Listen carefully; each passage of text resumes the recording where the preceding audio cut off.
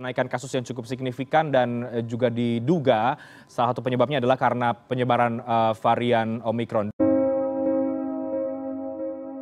Perkenalkan, saya Aldania Pramesti Israning Tias dari Fakultas Hukum, Kelompok 4, Program KKN Tematik COVID-19 2021-2022. Kasus corona seiring berjalannya waktu masih berdampingan di tengah masyarakat. Hari berganti hari, bulan berganti tahun, hingga kini di tahun 2022 pandemi ini masih ada di sekitar kita. Virus ini seakan ikut berkembang bersama dengan masyarakatnya yang melahirkan berbagai varian, salah satunya Omikron. Dilansir dari berita sebelumnya, kita seharusnya sadar bahwa corona masih ada bersama kita. Corona masih belum hilang. Dengan semakin banyaknya varian, termasuk Omikron tersebut, pemerintah tidak hanya berpangku tangan melihat musibah pandemi ini. Salah satu upaya pemerintah untuk menanggulangi pandemi ini ialah dengan cara vaksinasi. Vaksin merupakan salah satu cara terpenting dan tepat guna untuk mencegah penyakit dan menjaga kondisi tubuh.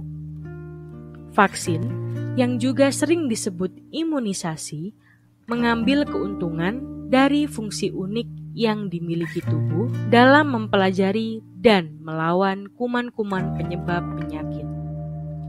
Vaksin membantu menciptakan kekebalan tubuh untuk melindungi Anda dari infeksi tanpa mengakibatkan efek samping yang membahayakan. Menurut penelitian yang dilakukan para ahli, ada beberapa fakta yang tidak banyak orang tahu mengenai vaksinasi COVID-19, yakni yang pertama, vaksin COVID-19 tidak membuat seseorang terjangkit COVID-19, dikarenakan dari semua jenis vaksin yang telah dikembangkan, semuanya mengandung zat yang dapat meningkatkan sistem kekebalan yang membuat tubuh mengenali dan melawan virus yang menyebabkan virus corona.